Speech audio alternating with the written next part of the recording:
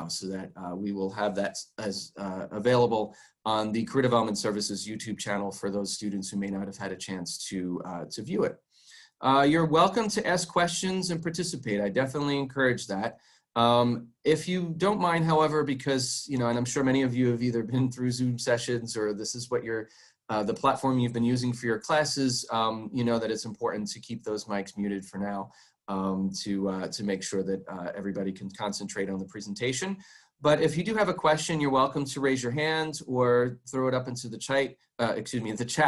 And you're welcome to throw up a question as we go through the presentation, and I'll also break a couple of times so that we can kind of cover some questions on specific things that I'll be covering in the presentation. All right, so let us go to the next step and get us started. All right, great. So a few more things about the fair itself that you may not be sure about. So you might be asking yourself, as you received that email this morning, or maybe you've seen it on the Career Development Services a few weeks ago, what exactly a virtual career fair might look like. I don't know if any of you in this session has attended an information session that an employer has hosted or has participated in a similar event in the past, but it is definitely a very unique event. The in-person fairs were unique events in and of themselves and definitely had a certain nuance in terms of making them successful for potential applicants. The virtual career fair is definitely a very unique type of experience and something that I will cover in detail in terms of what it will look like and how it will run. You'll want to know who will attend. So you're probably thinking, okay, well, I need to know who's going to be there. Who can I expect? What kind of employment opportunities? What kind of internships? So we'll definitely cover what you can do to learn about that and where you can find that information. How will I know what they're looking for? You might be thinking, okay, well, what can I do to ensure that I'm covering what the employer wants to hear? I am addressing what's necessary for the job or internship that I'm applying for. I'm showcasing the sort of skills that I have to match those employer needs. So we'll talk a bit about, and I'll show you how you can find information about the job postings that are listed for the career fair, as well as doing your research on the companies that'll be participating. Questions that you should ask.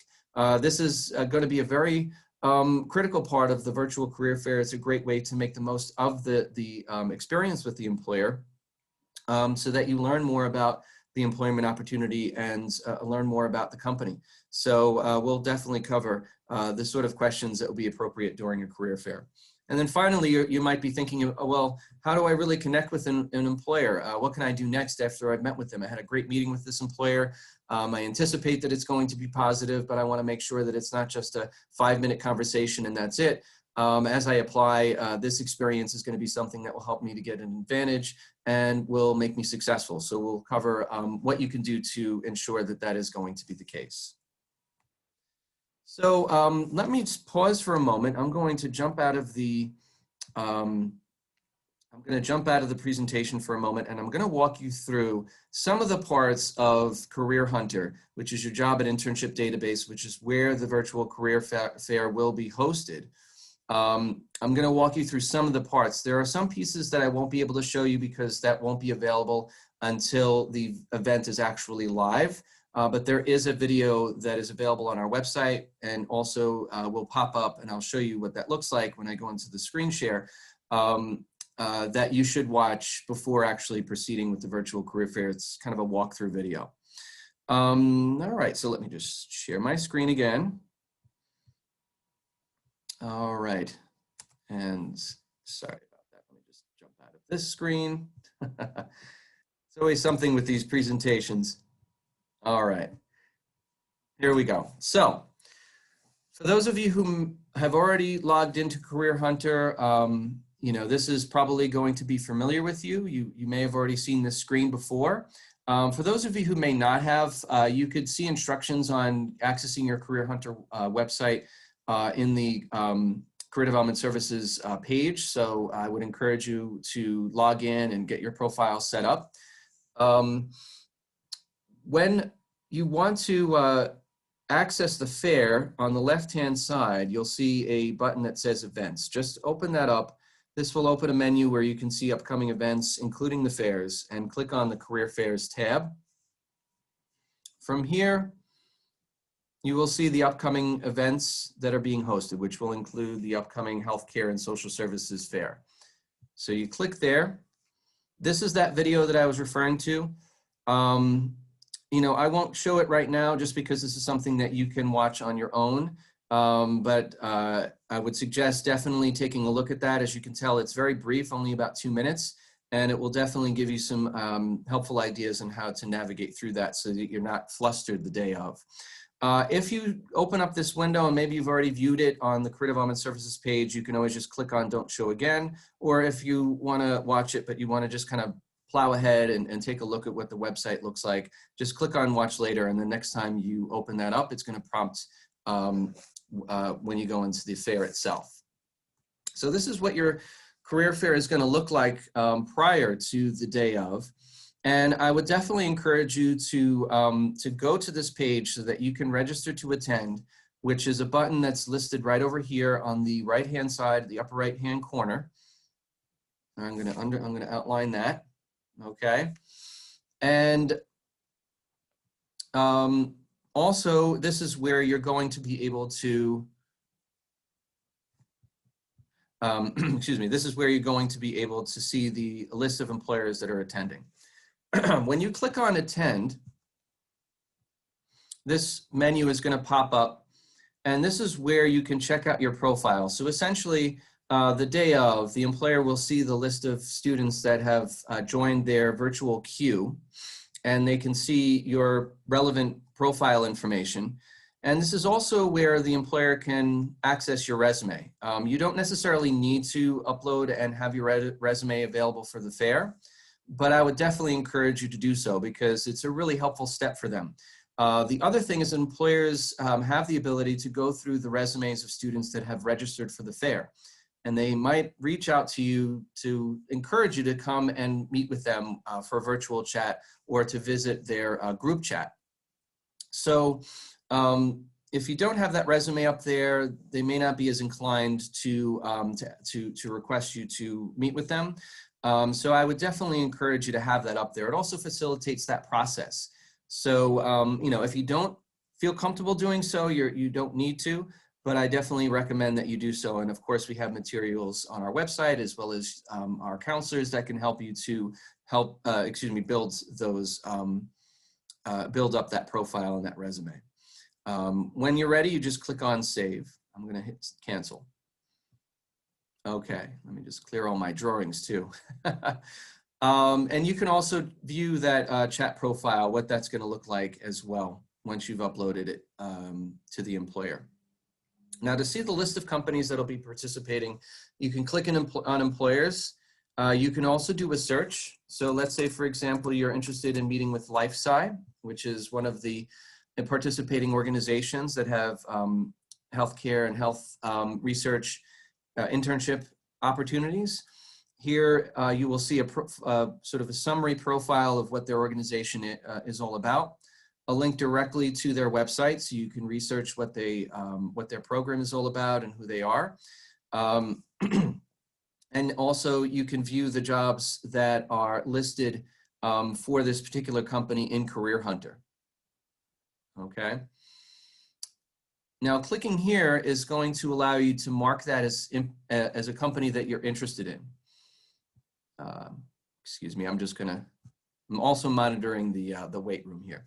So I would encourage you, for those companies that you would like to meet with and that you're interested in, that you click on that button. It's going to allow those companies to come up higher in your profile.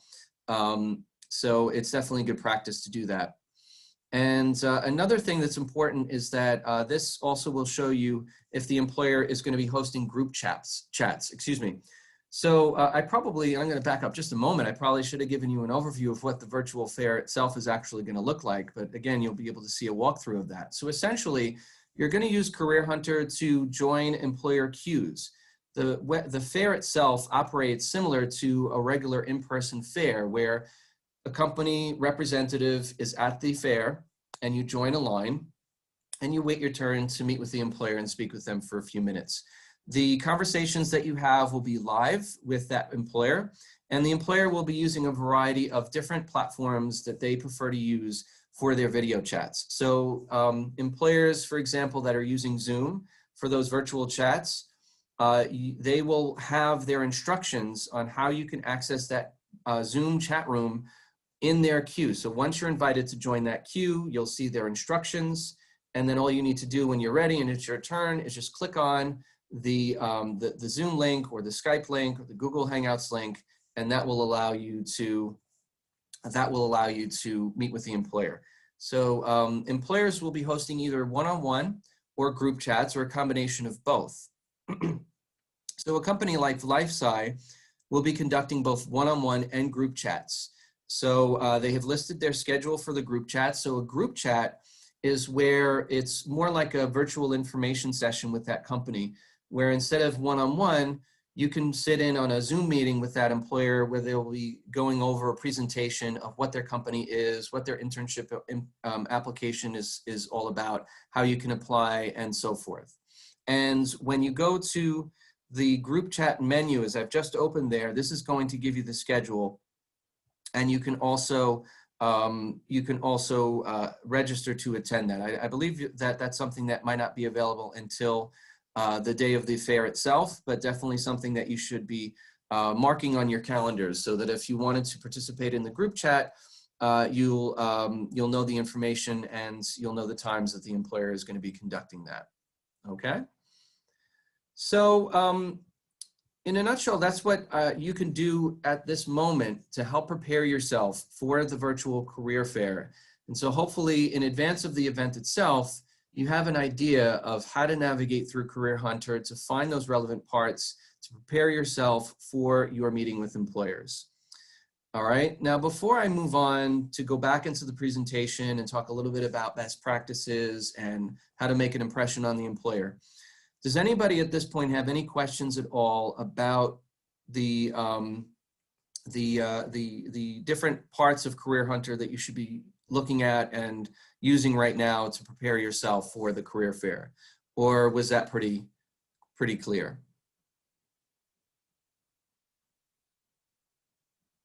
You can either unmute yourself or you can, okay, thank you, Emma. I'm glad it was clear. I'm sure as you navigate, you might also come up with some other questions on your own, and I welcome you to ask me those questions.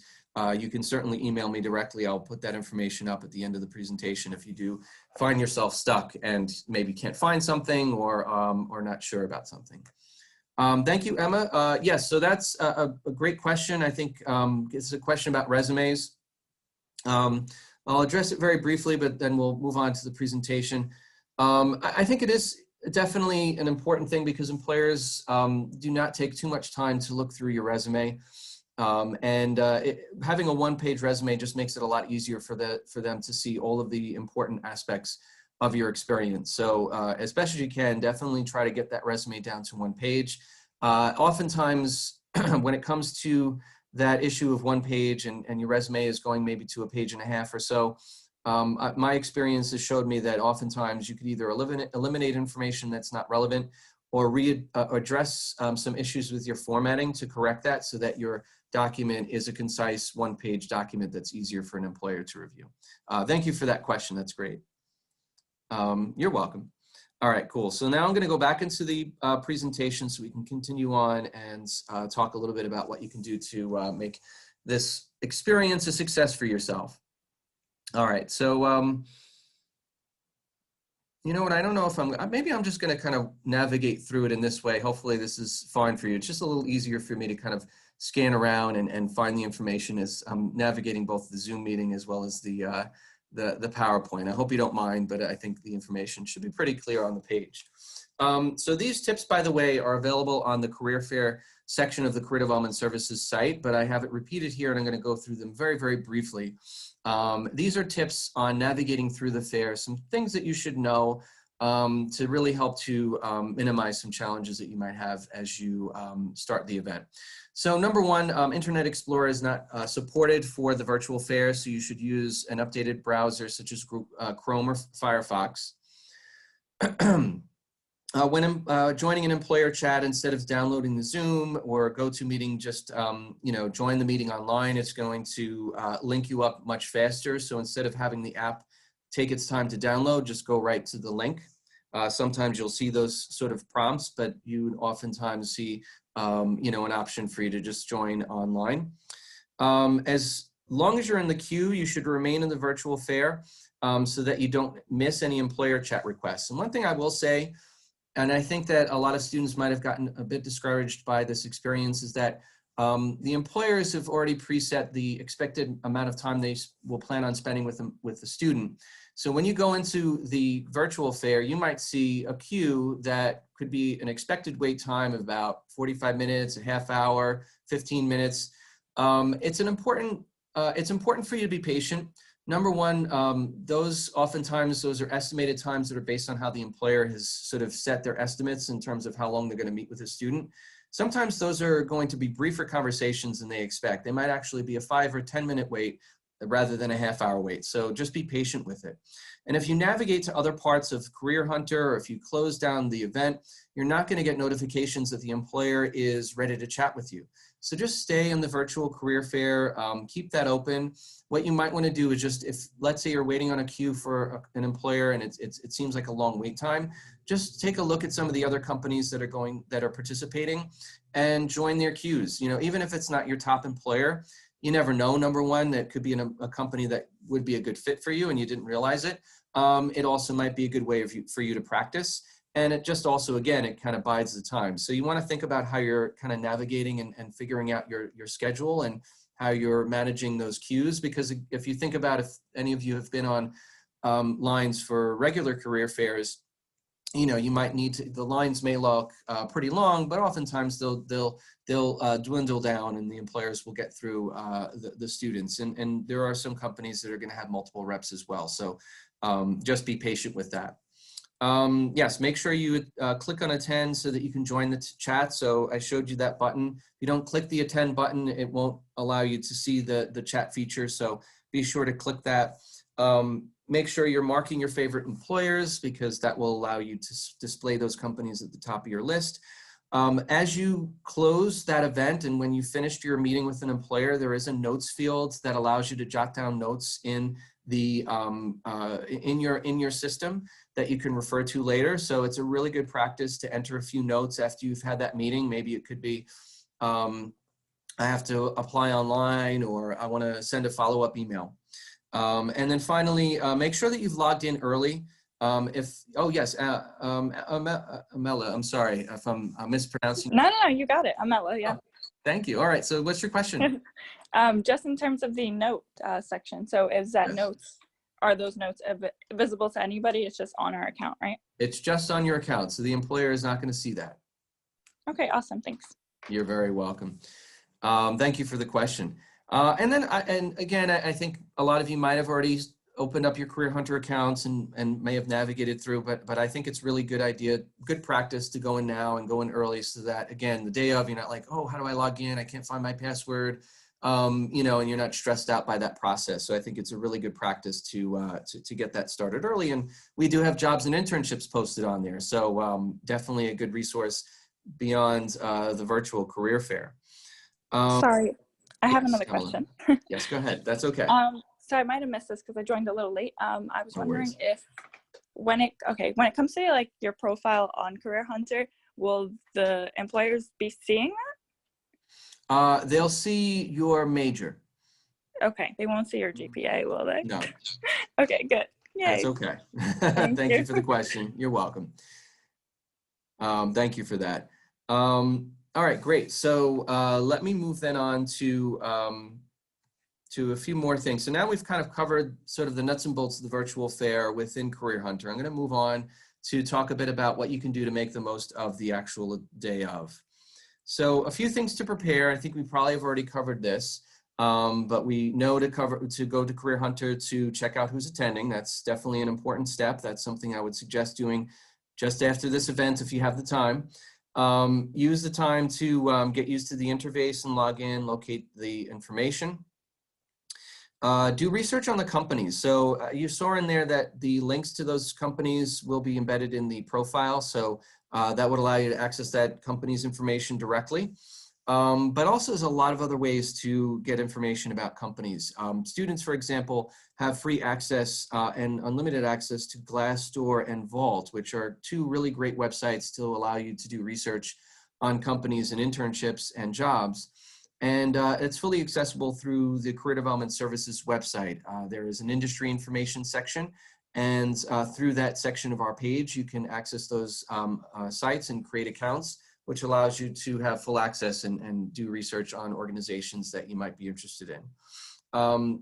Definitely a great idea to practice and think about questions that you'll want to ask. I've in a few slides down, I will show you a couple of questions that you might want to think about asking during the fair, and also draft talking points. Think about very specific things about what you've done, who you are, what your interests are, why you're interested in the company, what your goals are that you might want to share with the company, all right?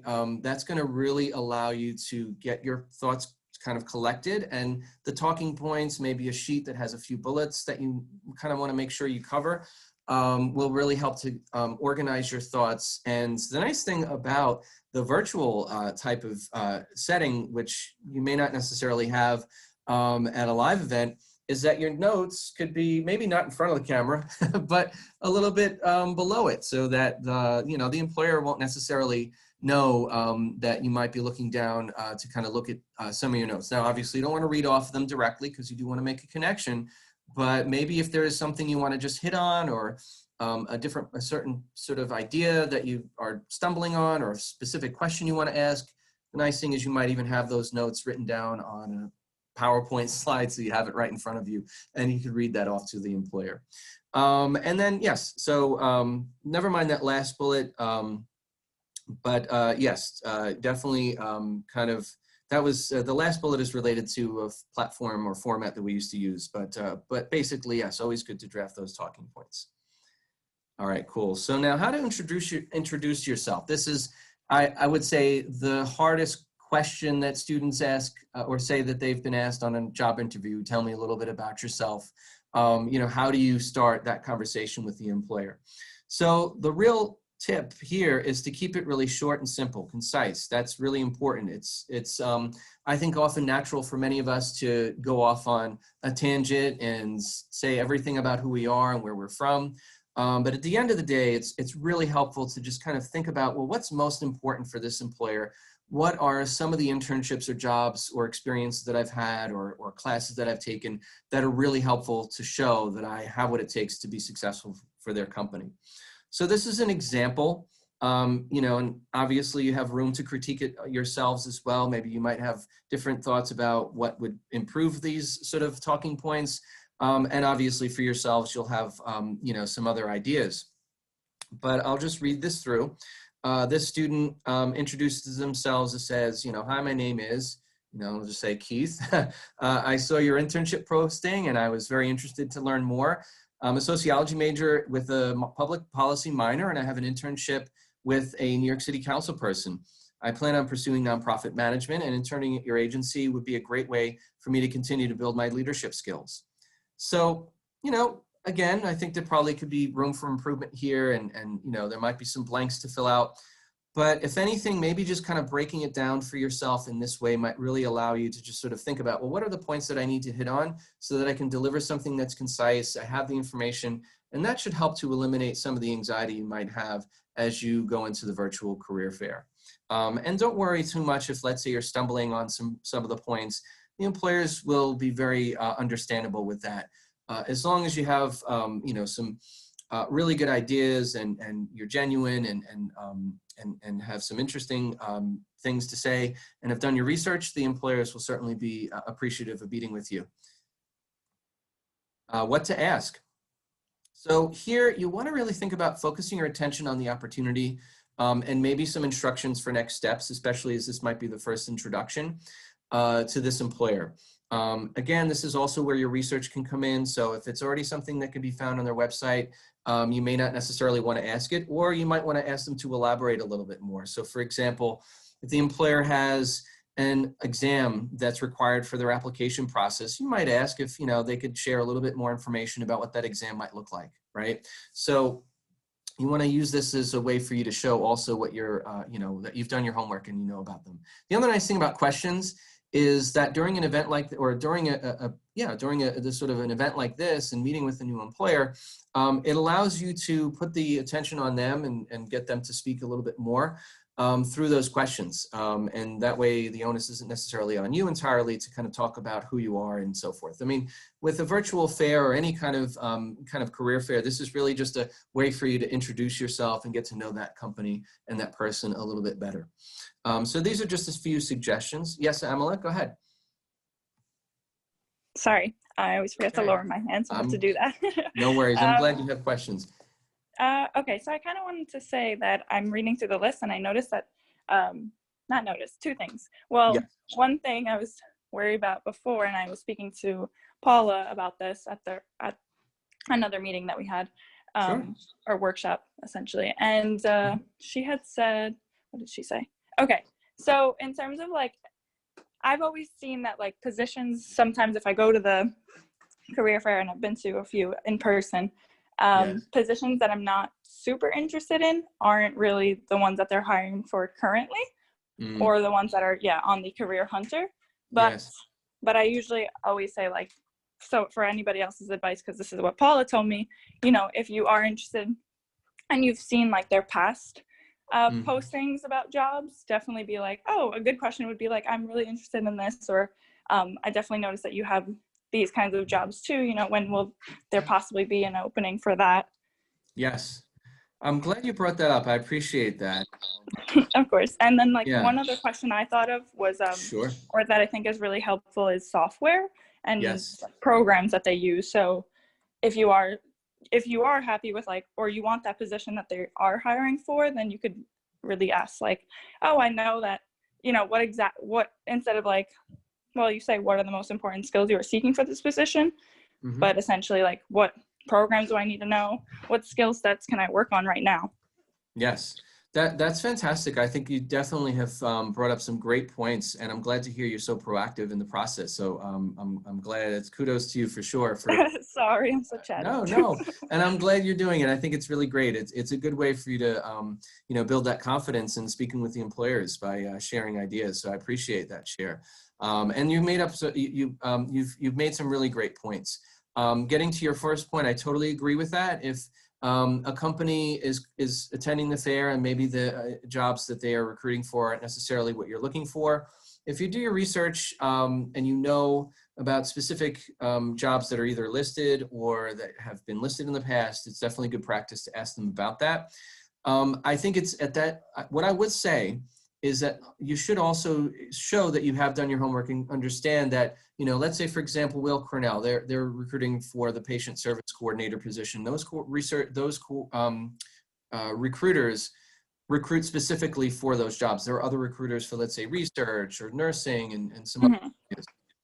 So you should address and say, I know, you know, you have the listing for the patient service coordinator, which really does seem like a really great opportunity, but I have a nursing degree and I was wondering, you know, if it's at all possible to kind of get a connection with, or, you know, kind of learn a little bit more about some of the nursing opportunities at your agency.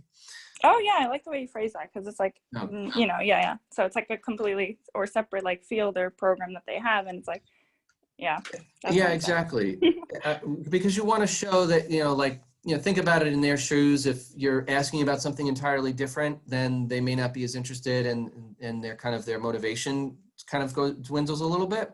And so by addressing, you know, okay, no, I know you're here for this, but this is where my degree is, and this is where I feel, you know, I'd be most suited for the organization. And even asking questions about the organization, if let's say that recruiter doesn't handle those specific opportunities, I think is also worth it, because at least it's worth their time, because recruiters, you know, are also the gatekeepers of the organization, and they know more about the agency and what they do and the sort of skills they're looking for.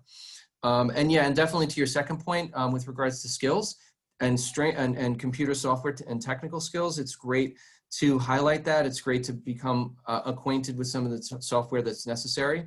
And you might even open that up if, let's say, you've been trained to use a certain database working for a hospital, and you want to mention that and you don't have too much time to bring it up. You could ask them about some of the systems they use and then kind of go back and say, yeah, I've actually learned so on and so forth database, and it sounds very similar, and it might be something, if I am hired, that I probably will learn to use very readily.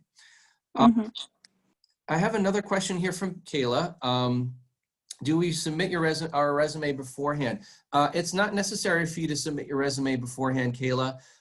You can, and you know, you're welcome to through your profile for the career fair. So you can upload, or you can use one of the resumes that are already in your profile, or you can upload a new one.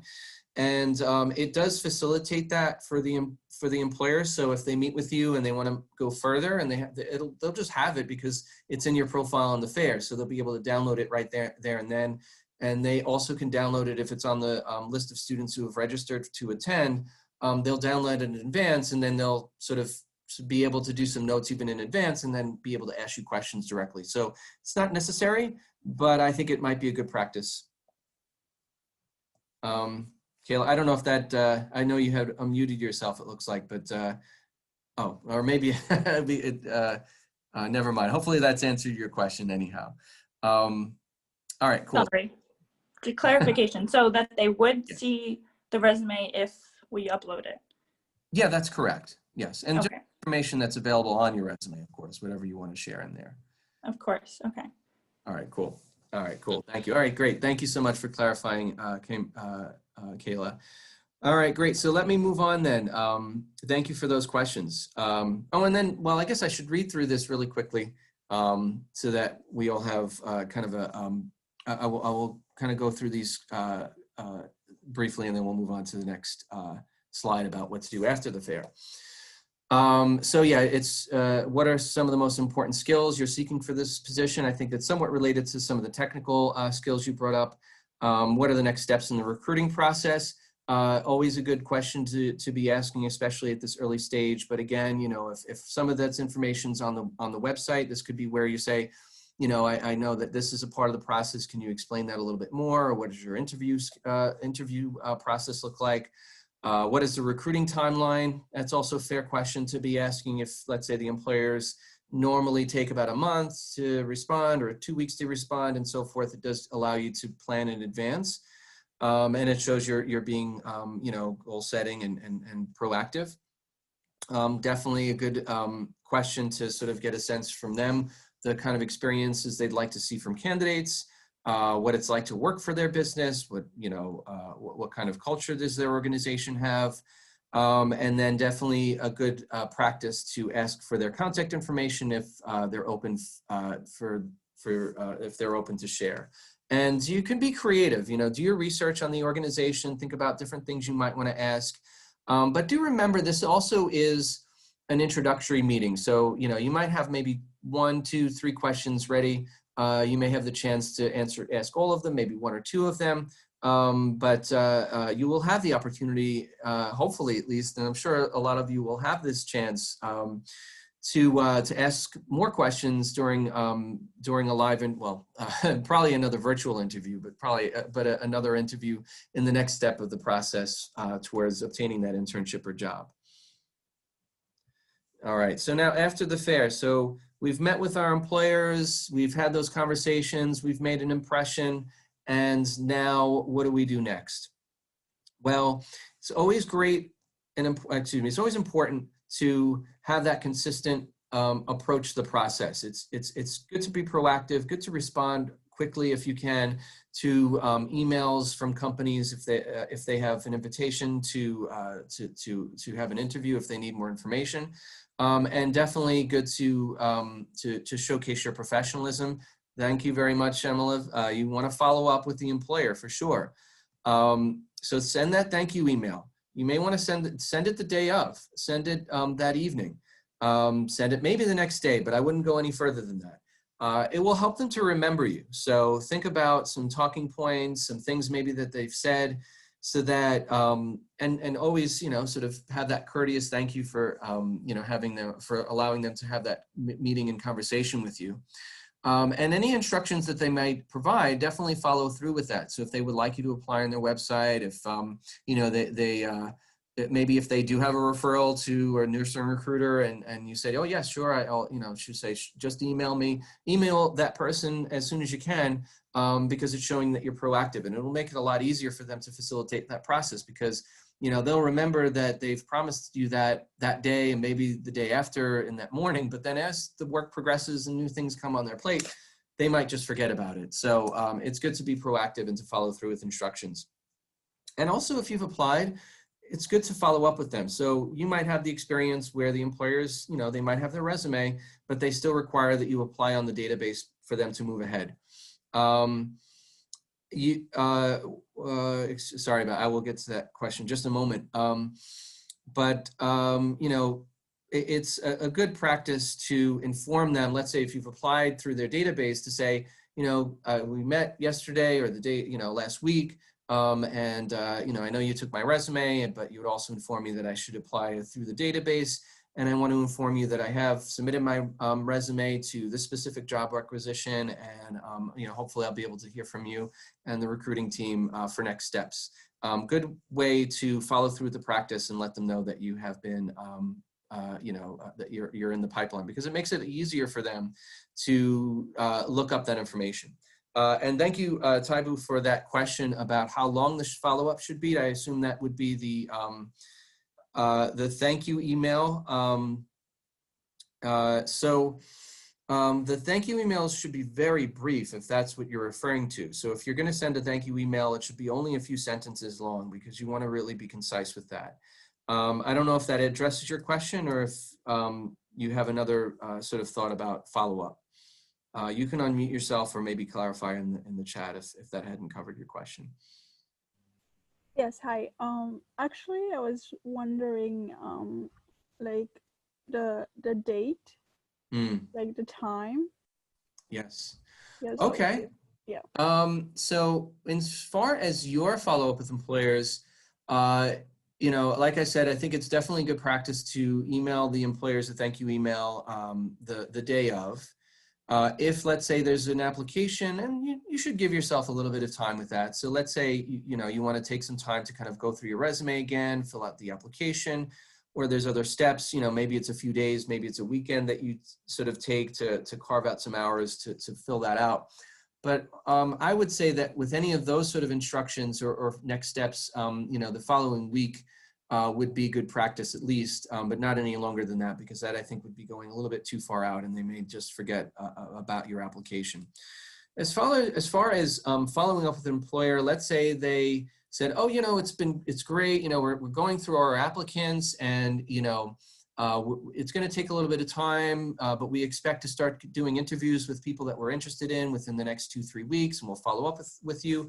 You know, mark that down, maybe clarify that, ask them if maybe they plan on sending out emails, or if there's other ways that they will be informing candidates about the next steps of the interview process. And if you haven't heard from them, let's say 2-3 weeks have passed and the deadline is come and gone, maybe that following week, if let's say they said 2-3 weeks, that's when we're going to reach out to our candidates, and you haven't heard anything, you may want to reach out and say, you know, in our meeting at the virtual fair, you know, you'd mentioned that you plan on reaching out to your, you know, potential applicants that you'd like to call in for interviews. And, you know, I'm just really interested to know if that, you know, has been the case, and you know, really excited about this opportunity, and, you know, hopefully I haven't missed anything, and so on and so forth. So it would give yourself maybe a good, you know, a few days to allow the employer to kind of go through that process. But, you know, if you haven't heard from them, especially if they've given you a very specific timeline, I would definitely recommend following up. Okay, yeah, and ask additional questions. I think I've already kind of covered this, but be mindful of their time. They'll have a line. They're thinking about who else they're meeting with. It's going to be a little bit of a long day for them, potentially. They'll be on Zoom or Skype for maybe a good 2-3 hours or so with Hunter students, which is a wonderful thing. But as you all know in your classes, there is that Zoom fatigue. So think about, thinking about their time and keeping things brief. And obviously, too, you can definitely reach out to us for any assistance with your application. application. So if you haven't heard from those companies after a few weeks and you need advice on how to follow up, you can always reach out, and we'd be more than happy to provide some guidance with that and so on. And that it goes for any of the different steps of the process. If you're not sure how to word your thank you emails, or if you need somebody to look over your resume, that's what we do. So definitely email us with those questions. All right, so let's see here. So I suppose that kind of brings us to the wrap of this this presentation. But I will, if you'd like to stick around, I have until 1 o'clock. But hopefully you all feel confident that you can do this now. So kind of going back to the learning objectives of this session, I hope that you now feel more confident that you can use Career Hunter for the virtual fair. That you have some steps to prepare yourself to connect with employers, and that you have some ways to get attention from those companies. And this is our contact information. This is my email directly. So if you'd like to reach out to me directly, you're welcome to do so. But also career@hunter.cuny.edu is the general email. So if you have other questions, Melanie, you had mentioned Paula Wicklow. She is the coordinator of the internship program. So you have questions about internships, you can reach out to Ms. Wicklow, or set up an appointment with either myself or another counselor to help you with your application. So hopefully it's safe for me to stop sharing so that I can, well, I can't really see all of you because I see a sea of names, but I'll stay on for a few minutes if anybody has any questions. But of course, if you have, if you've gotten what you need and you don't have any further questions, you're welcome to sort of say goodbye if you like. But it was really a pleasure, and I hope this was a helpful discussion for you. And I do wish you all luck for the virtual career fair, and also, of course, with the applications and with the semester. As I'm sure many of you are still plugging away with your midterms and so forth, and preparing for your finals and final papers. So you're very welcome. Thank you for those comments in the chat box. So does anybody have any questions at all before we break? Yes, Amala. Yes, thank you. Hi again. Yeah. I guess so. Just on the point of that, you noted that you could apply, like say you could possibly follow up and be like, I know that you said I should submit my application after we spoke, so I went ahead and did that. Do you think, I don't know, I usually don't, I would usually do it after they had told me, and I don't know if you would say or recommend that you already apply before you meet them.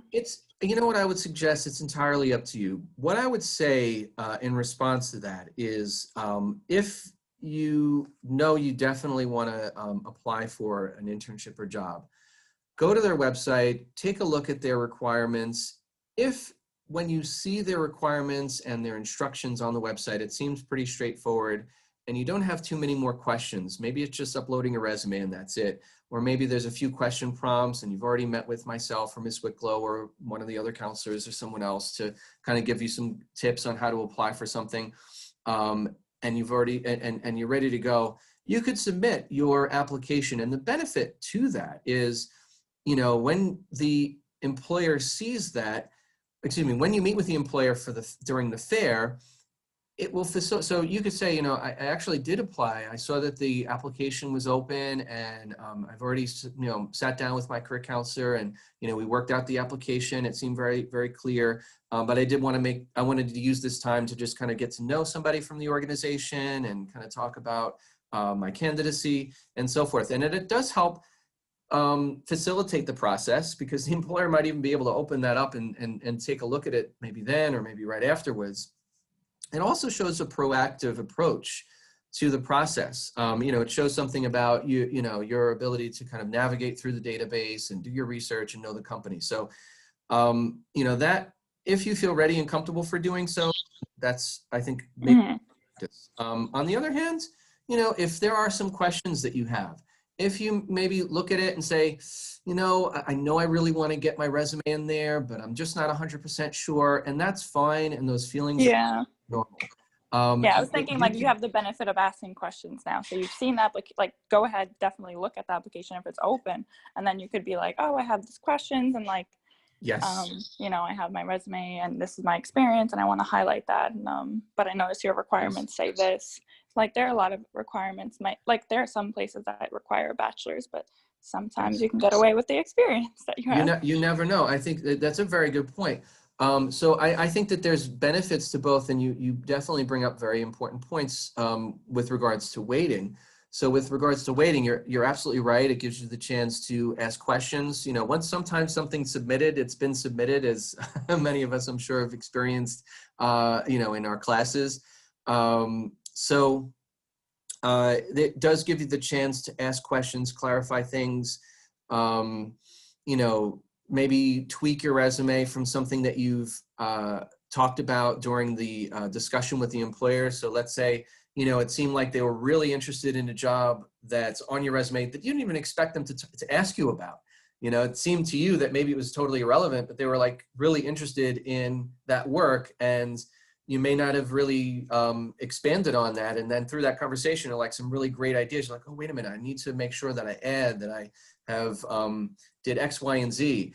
And towards that end, it might actually be another, that could be another good reason to maybe wait until yeah, especially if they ask you questions on that specific experience. So you want to elaborate on the resume then and highlight that because they thought it was interesting. So, alrighty, I think that's it. I think, okay, wait, again with excuse me, the account on Career Hunter, do they see the photo? If you have that listed up there, actually, I think our settings, I'll double check that and I can respond to confirm.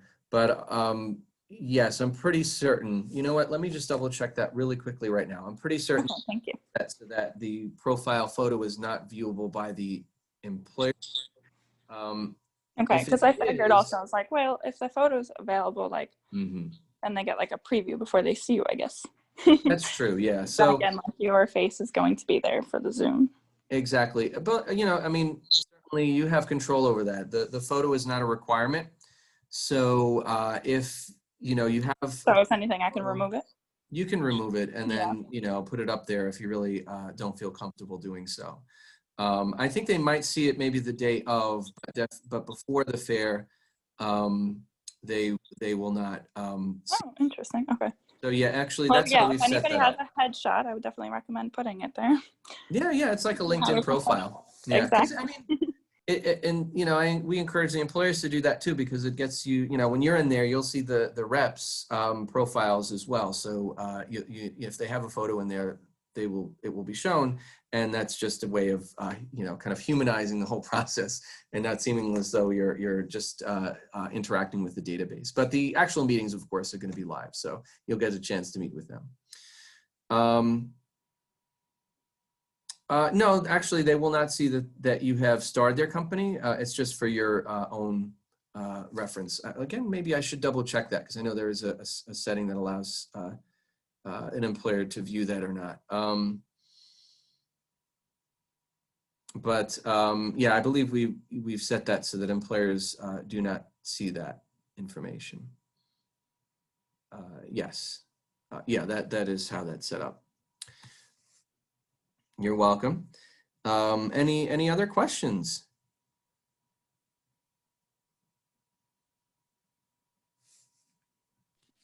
I think that's it for me. So I'm just going to say thank you again, and I'll email you if I have any other ones. I really appreciate that, Emily. Thank you so much for your questions. They were terrific, and I appreciate your participation. I appreciate everybody's participating and putting up questions in the chat as well. So I hope this was helpful for you. Good luck on Wednesday, and good luck with everything this semester as well. Have a wonderful day, okay? Thank you. Yeah, this was really helpful. I'm glad we had this workshop because virtual career fair sounds a little more nerve-wracking to me. I don't know why. In person, I'm like, we can make that connection. I know. And there's a lot of extra steps. So, you know, I think it's the day of it might seem really unclear or uncomfortable. But then when you kind of get through it, you know, from what I've seen, we've had about 3 other virtual fairs earlier in the semester. And while we didn't have, you know, too many students, I think the students that participated, I've seen, they've reported that it was a really helpful event for them to participate in. So if anything, if we can at least make something available for students to connect with companies, I think that's always going to be worthwhile. Yeah, no, glad they're still going on. I totally agree. Yeah. All right, cool. Well, thanks again. Thanks again. You're welcome. Enjoy the rest of your day. Thanks, everybody.